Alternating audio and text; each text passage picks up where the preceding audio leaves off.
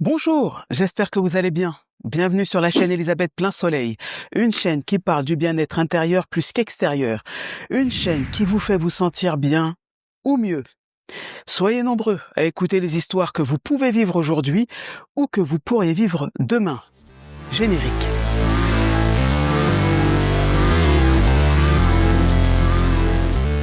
Le thème du jour, voiture ou transport en commun. Aujourd'hui, on s'attaque à un dilemme du quotidien. Lequel est le meilleur choix?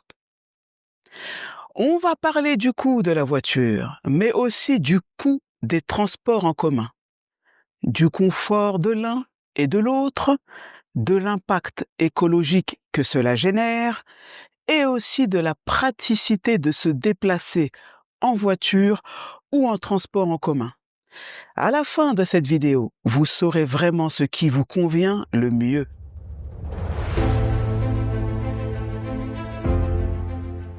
Vous prenez votre voiture, vous êtes tranquille, vous êtes seul, musique à fond, climatisation réglée, vous contrôlez tout, mais vous avez les bouchons, l'essence, le stress et le stationnement.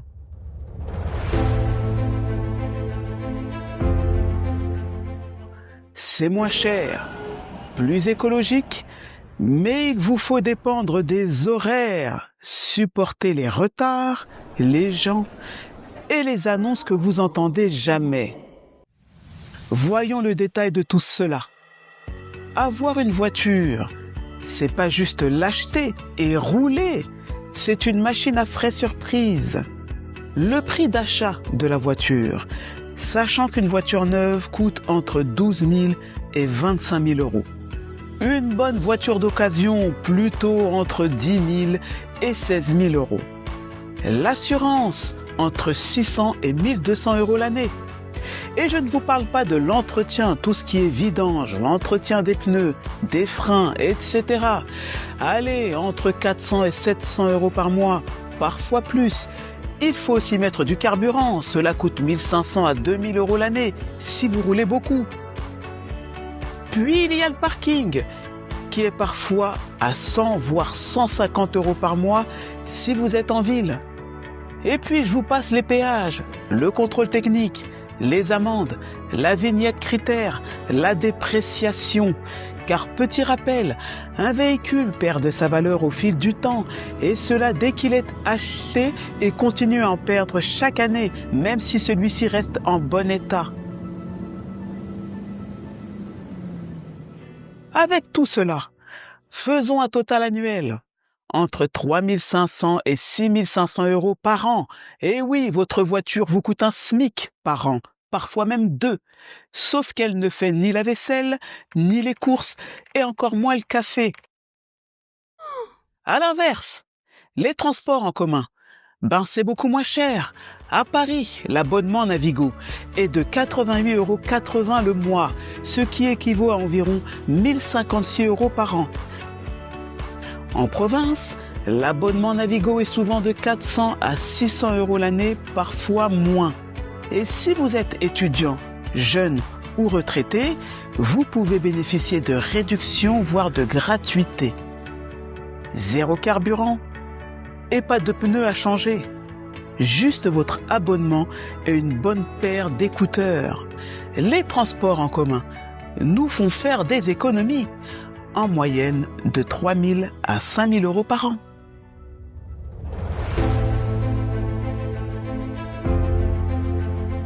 Eh bien, côté pollution, il n'y a pas photo. La voiture thermique reste l'un des modes de transport les plus polluants. Une voiture émet entre 120 et 150 grammes de CO2 par kilomètre sur une année. Cela fait plus d'1 tonne de CO2, rien que pour vos trajets. Les transports en commun, le métro, émet entre 10 à 30 grammes de CO2. Le bus, entre 50 et 60 grammes, selon le taux d'occupation. Le tramway et le train, encore moins. Les transports peuvent être jusqu'à 10 fois moins polluants que la voiture. et il génère moins de bruit, moins de particules fines et moins de stress urbain.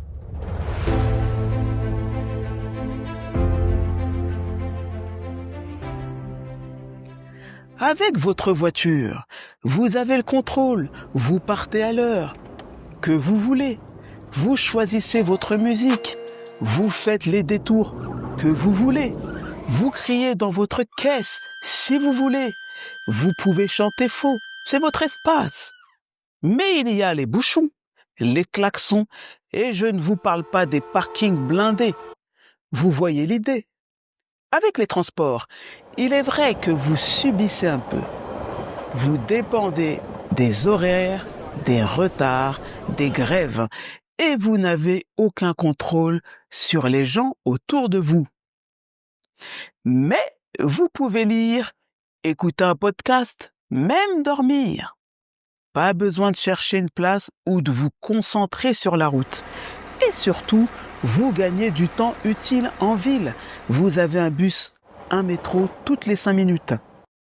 Alors, praticité selon où vous vivez? Il est vrai que nous n'avons pas tous les mêmes commodités. Par exemple, Edith, 25 ans, qui vit dans le centre de Paris et qui travaille à Paris. Tout est à portée, donc pas besoin de voiture. Tandis qu'une Laura, 38 ans, vivant en banlieue avec 2 enfants et travaillant 30 minutes en dehors. Elle doit jongler entre boulot, école, courses, activités. La voiture est indispensable. Ou encore, Paul, 45 ans, qui vit à 15 km de la ville, avec un bus qui passe toutes les heures et pas le week-end. Bien sûr que dans ces conditions, la voiture reste un moyen de locomotion indispensable. Cela dit, en ville, les transports, c'est l'idéal.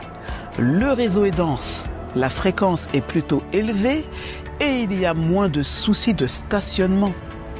En ville, tu gagnes du temps sur les trajets courts et fréquents. À la campagne ou en périphérie, c'est souvent l'inverse. Il y a peu de lignes, les horaires sont limités, il n'y a pas de bus le dimanche. Dans ces cas-là, effectivement, la voiture est indispensable.